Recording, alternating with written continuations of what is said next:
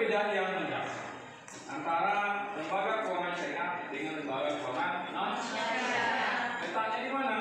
Yaitu letaknya dari sini akad yang diberlakukan.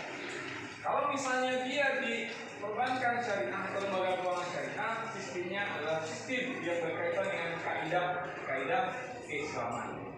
Kan akadnya ketentuan sesuai dengan fatwa MUI ataupun juga Dewan Syariah Nasional. Itu terkait dengan tadi. Sedangkan kalau dia di konvensional identik dengan bunga, kan ditetapkan bunga presentasinya berapa, jika ketentuan lain yang berkaitan dengan bunga. Nah, untuk hari ini kita akan coba angkat satu materi yang berkaitan dengan lembaga keuangan non bank, yaitu pasar modal. Tujuan perkuliahan kita terkait dengan pasar modal ini adalah bagaimana mahasiswa itu memahami konsep pasar modal secara utuh, dan juga mahasiswa itu bisa memahami bagaimana tata laksana letaknya pasar modal itu di dalam sistem moneter Indonesia. Nah, semua itu nanti ada aturan, ada pelaku, juga ada konsekuensi dari pelaksanaan pasar modal. Di pasar modal itu nanti ada sistem yang mengatur. Sistem di pasar modal itu nanti diatur berdasarkan ketentuan, bukan oleh OJK, di bawah Bank Indonesia, dan juga otoritas moneter yang mengatur.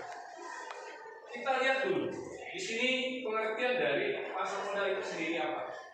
Ada beberapa pengertian dari pasar modal. Yang pertama, menurut Widiatsono, pasar modal itu adalah di mana yang memperjualbelikan dana jangka panjang, yaitu dana yang berkaitannya dengan investasi lebih dari satu tahun.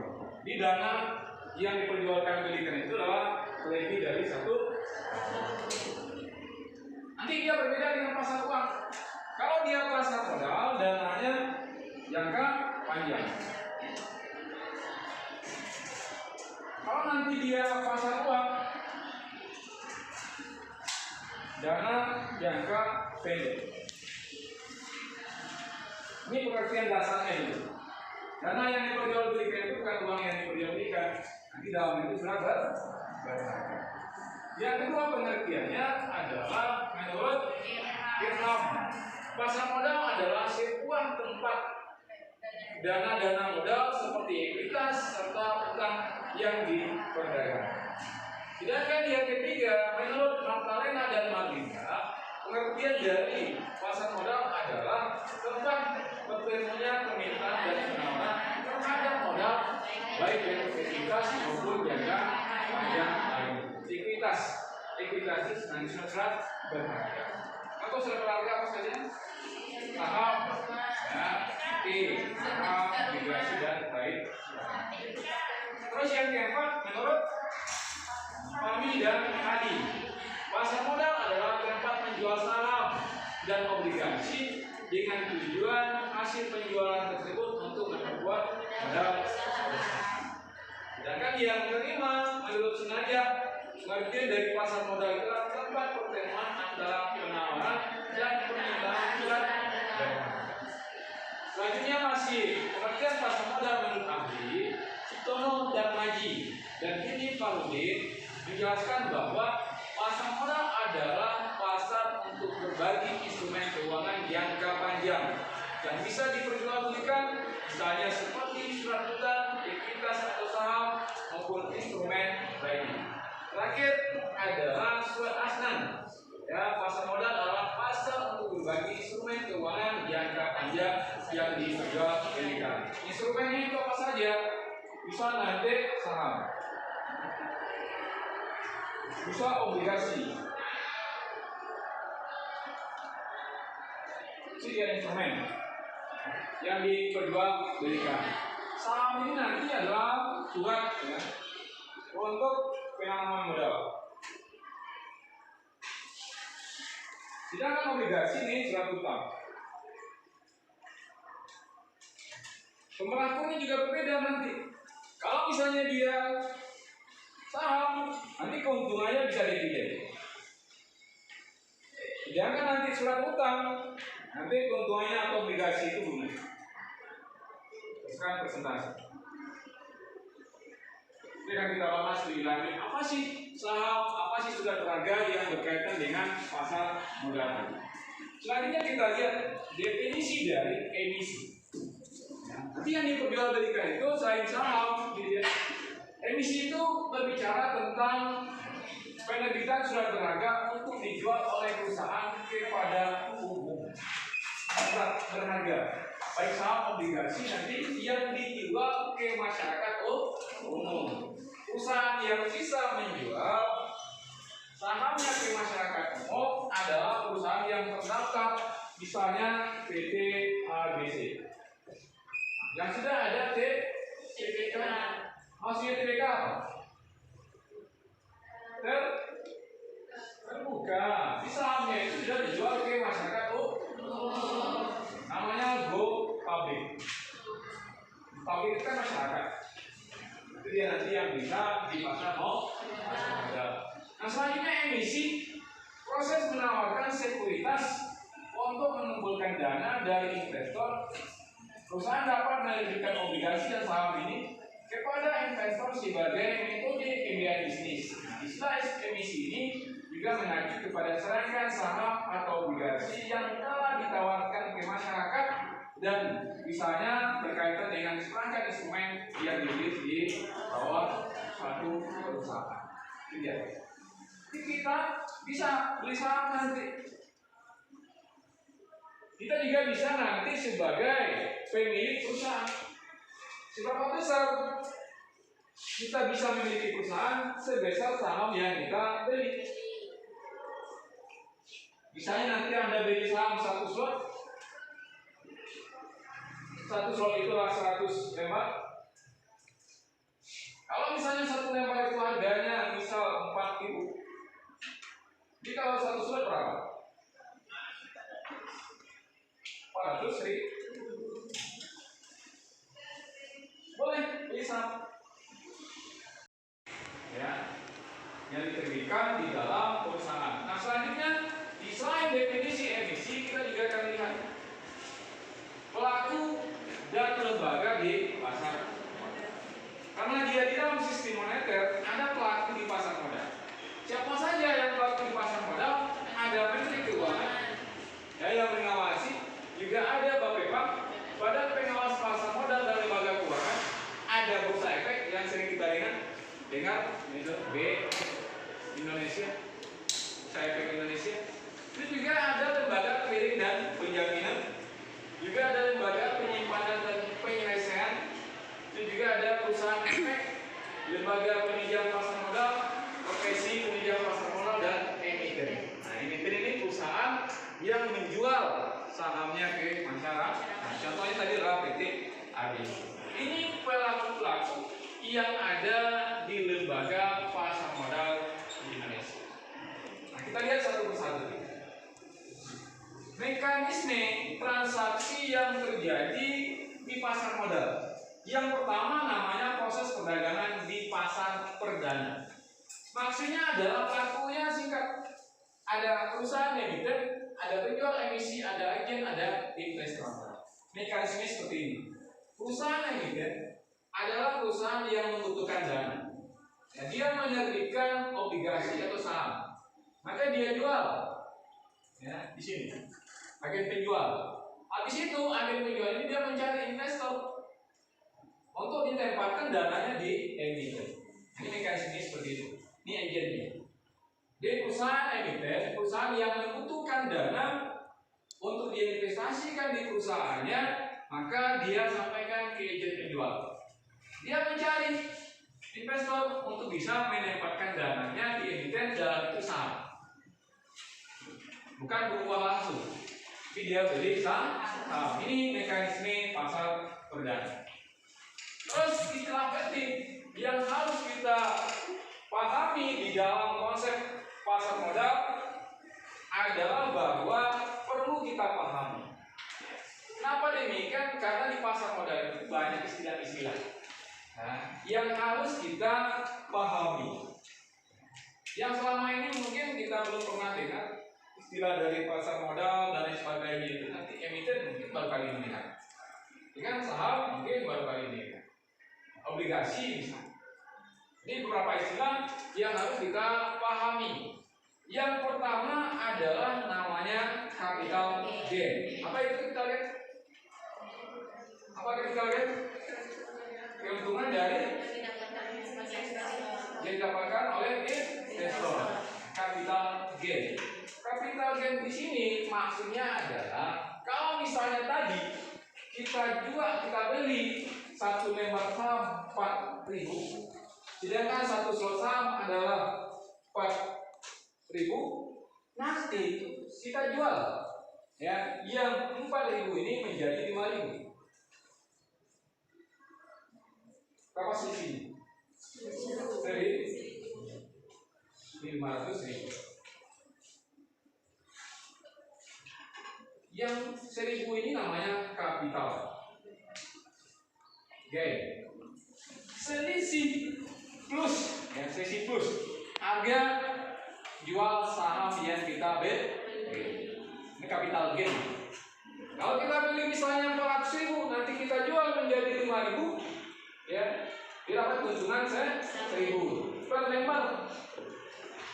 Tapi kalau dia satu slot, berapa keuntungannya? 100.000. Ini namanya capital gain. Di balik itu nanti ada namanya capital loss. Ya, capital loss. Capital loss itu kebalikannya. Kalau seandainya nanti kita beli 5.000, ya, nanti kita jual menjadi 3.000. Berapa kerugian kita? 2.000. Ini namanya capital loss. Itu mekanisme dari saham yang ada. Sampai sini paham? Sampai sini paham? Capital gain. Selanjutnya adalah dividen. Berbeda halnya dengan capital gain, dividen merupakan keuntungan yang diperoleh sebuah perusahaan yang nantinya akan dibagikan kepada para pemegang saham. Maksudnya, kalau ini dia jual saham tadi ke masyarakat jual lagi, kalau dia dapat keuntungan namanya capital gain. Kalau dia jual rugi namanya capital loss. Tetapi ada lagi keuntungan dari saham tadi adalah dalam bentuk dividen. Dividen adalah keuntungan dari saham yang ditempatkan di perusahaan, diberikan terhadap investor ataupun pemilik dana yang menempatkan dananya di perusahaan. Itu dividen. Terus nih cut-off tadi, sebuah strategi yang bisa diterapkan untuk memperoleh keuntungan dan menghindari kerugian dengan cara menjual kembali saham yang dimiliki sebelum nilai tersebut anjlok. Maksudnya seperti ini. Kan saham jadi harganya 5.000 ya, kita dapat keuntungan ya. Habis itu karena pergerakan perekonomian yang tidak stabil, maka sebelum harganya menjadi 1.000, harga di 2.000 kita jual. Ini namanya cut loss. Paham kan cut loss? Supaya nanti kita tidak mengalami kerugian, maka sebelum jatuh pada level yang terendah harga sahamnya tadi, maka kita jual di 2.000. Nah, ini namanya cut loss. Terus ada deposit. Sama halnya dengan perbankan. Deposit merupakan sejumlah dana yang disimpan ke dalam rekening saham saat baru memulai investasi. Ini deposit. Terus selanjutnya adalah crowdfunding. Ya, crowdfunding itu suatu jenis investasi yang bertujuan untuk mempertemukan pengusaha yang sedang mencari modal usaha dengan para investor yang ingin menanamkan modalnya. Seperti tadi, yang di atas tadi. Nah, ini mekanisme. Ini jadi sebagai crowdfund. Nah, ini yang mempertemukan tadi.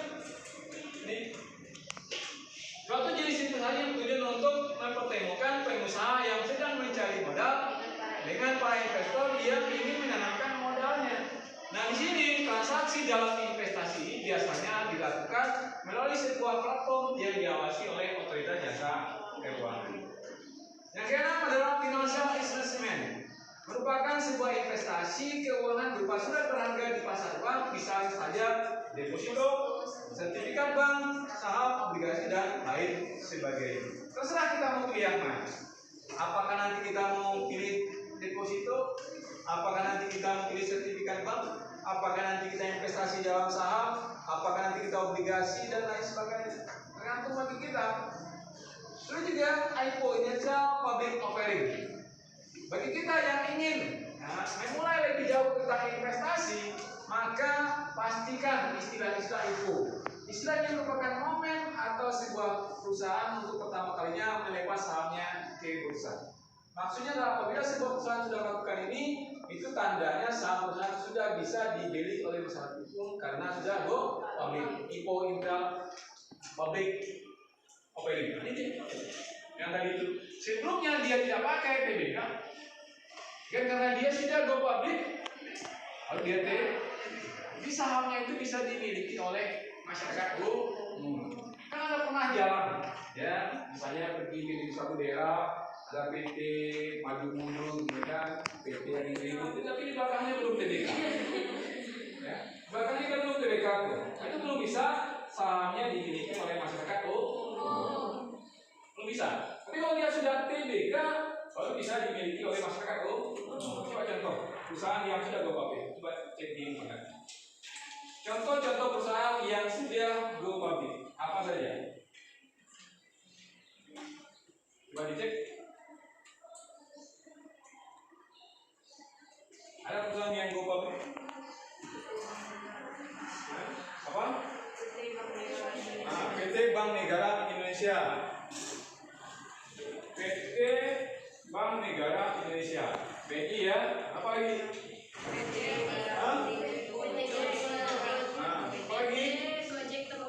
Apa lagi?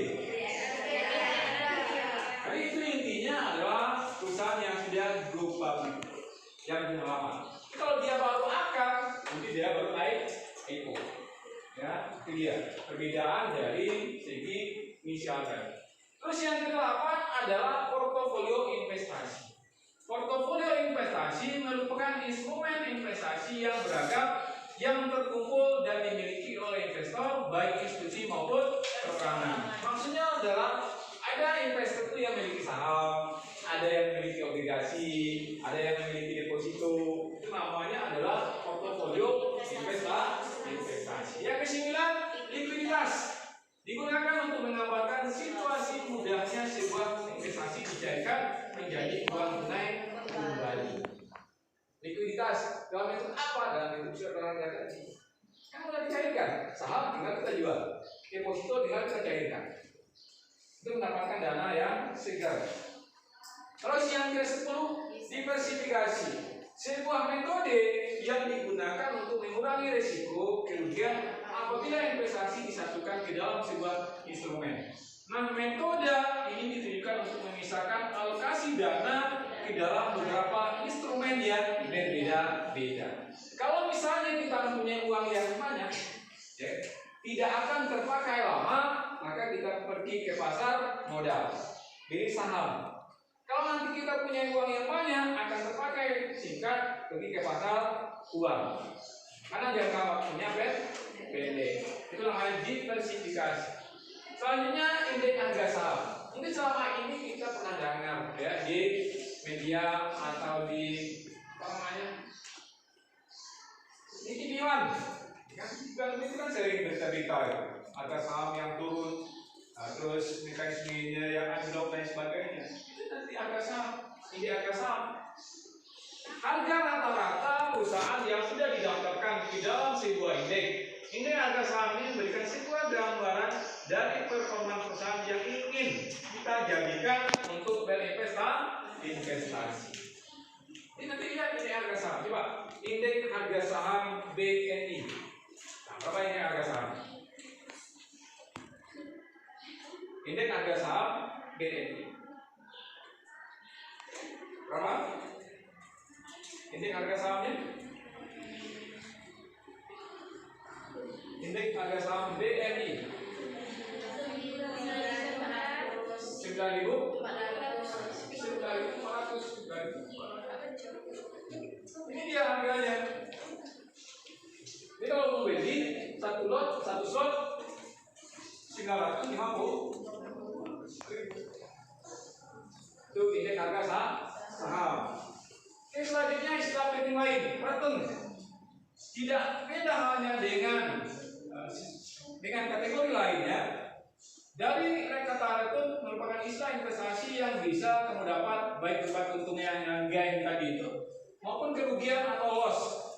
Dan juga hasil ini bisa diketahui dengan cara membandingkan harga jual dengan harga kamu membeli pada saat investasi tersebut. Kita beli 4.000, kita jual 5.000. Ya, dia gain, keuntungan. Kalau dia jual nanti di bawah itu namanya loss. Loss. Itu yang perbedaannya nanti. Makanya orang bermain saham itu dia akan lihat terus pergerakan harga saham. Misalnya kalau seandainya dia sudah untung misalnya per lembarnya atau satu slot itu 500.000 dia jual lagi. Nah, dia kan kecil-kecil dari gerakan harga. Poin ini kan. Tapi kalau dia nanti di dolar sudah besar dia keuntungan dia yang diperoleh. Itu dari segi return. Terus selanjutnya adalah bursa efek. Lembaga yang menyediakan sarana, sistem dan peraturan diadakannya perdagangan efek berbentuk saham maupun obligasi dengan memberikan fasilitas yang menghubungkan antara perusahaan dengan investor sehingga yang ingin membeli saham perusahaan akan dihubungi oleh bursa efek. Inilah nanti saham yang ingin bersaham. Terus masih istilah penting di dalam pasar modal. Yang ke-14 adalah akuisisi. Mungkin kita pernah mendengar kata akuisisi. Yang berhasil mengakuisisi perusahaan, ternyata istilah akuisisi merupakan gabungan badan usaha dengan membeli atau menguasai sebagian besar saham yang dimiliki oleh badan usaha lainnya. Namanya akuisisi. Misalnya perusahaan PT ABC, nanti dia mengakuisisi PT CDA. Kalau misalnya dia mengakuisisi sahamnya 100%, nanti diakuisisi oleh PT ABC, jika nanti sahamnya dimiliki oleh PT ABC 60%. Namanya akuisisi. Paham nggak sendiri? Paham nggak akuisisi? Paham akuisisi? Akuisisi itu pengambil alihan sebuah perusahaan oleh perusahaan lain. Dari segi apa? Dari segi sahamnya. Kalau total saham itu 100%, maka diambil alih atau dibeli oleh PT ABC 60%. Apalagi tinggal sini 60%. Ini namanya akuisisi. Apanya? Contohnya perusahaan yang akuisisi. Coba lihat di internet. Perusahaan yang diakuisisi. Apa saja contohnya? Contoh perusahaan yang diakuisisi. Coba cek.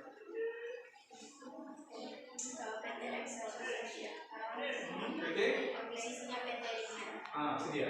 Mengakuisisi. Jadi sahamnya itu diambil oleh perusahaan yang mengakuisisi tadi lebih dari 50%. Baru dia mengakuisisi. Selain itu ada istilah merger. Merger apa? Selain akuisisi ada merger. Apa merger? Merger itu penggabungan usaha. Apa contohnya yang merger sekarang? Apa yang merger? BSI dari apa aja? BSI. Terus ini dia nih digabungkan menjadi ini yang merger, penggabungan beberapa barang usaha. Itu merger. Terus selanjutnya ada namanya lot. Ini yang tadi yang diceritakan. Lot saham itu adalah istilah yang digunakan untuk menunjukkan suatu saham yang dijual di bursa dan bisa dimiliki. Satu slot saham sama dengan 100 gram. Terus juga ada emiten, perusahaan yang mendapatkan dari dana pasar modal dengan menerbitkan atau menjual saham obligasi di bursa kepada masyarakat. Umumnya emiten berupa perusahaan, perorangan atau organisasi. Jadi emiten itulah perusahaan yang membutuhkan dana. Dia terbitkan saham, nanti dia jual di bursa. Maka investor akan melihat, dia akan membeli saham-saham yang sehat perusahaannya. Tapi kalau saham perusahaannya rugi terus, maka investor tidak akan mau membeli. dia ketentuannya. Ini materi kita tentang pasar modal, beberapa istilah yang bisa kita pahami. Tujuan kita di awal perkuliahan tadi adalah mahasiswa itu memahami ya, apa saja konsep-konsep istilah-istilah penting yang ada di pasar. Jadi pasar modal adalah pertemuan antara pihak yang memiliki kelebihan dana dengan pihak yang membutuhkan. Kesimpulan yang kedua, pasar modal juga diartikan sebagai pasar untuk memperjualbelikan sekuritas yang umumnya memiliki kelebihan dana seperti saham dan obligasi. Sedangkan tempat di mana terjadinya jual beli sekuritas ada bursa efek. Oleh karena itu bursa efek merupakan dari pasar modal secara fisik.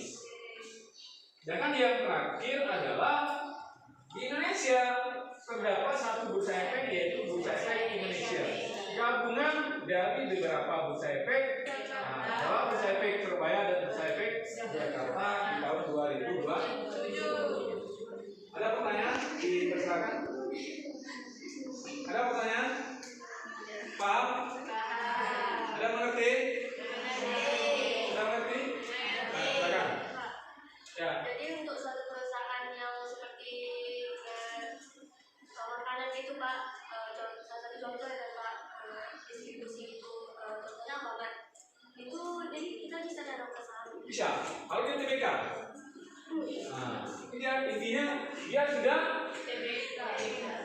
sahamnya sudah digo-publikkan, kan sudah dijual di masyarakat umum. Ada juga yang tidak go-publik perusahaannya. Kalau tidak digo-publikkan itu tidak bisa kita miliki. Hanya pemilik perusahaan yang bisa memiliki sahamnya. Misalnya PT Aku ya, PT Aku. Dia belum TBK. Pemiliknya siapa? Ada si Ari, ada si Indi, ada si Anto. Ya. Kalau misalnya si Ari 40%, terus si Budi 20%. 20%. Kalau 20%. Apa misalnya si Andi 20%. Apa perusahaannya? Siapa pemilik utama? Karena PT Aku kesulitan dana, ingin ekspansi, melakukan perluasan usaha, maka dia terbitkan dalam bentuk PT TBK. Sahamnya dilepas di masyarakat, dia daftarkan di Bursa Efek. Bisa, nanti bisa beli sahamnya. Jadi misalnya lepas 10, dilepas 5, dilepas misalnya 5, dilepas 5, rupanya 25. Boleh. Nah, itu namanya boleh beli saham. Kalau tidak apa-apa, ketika nggak apa-apa. Lalu boleh cek apa-apa itu ketika belum. Intinya kalau mau beli saham, ya bisa di perusahaan yang sudah go-public. Oke, paham ya? Nah, itu dia ketentuan. Jadi kalau tidak ada lagi pertanyaan, kita akhiri perkuliahan kita untuk saat ini. Assalamualaikum warahmatullahi wabarakatuh.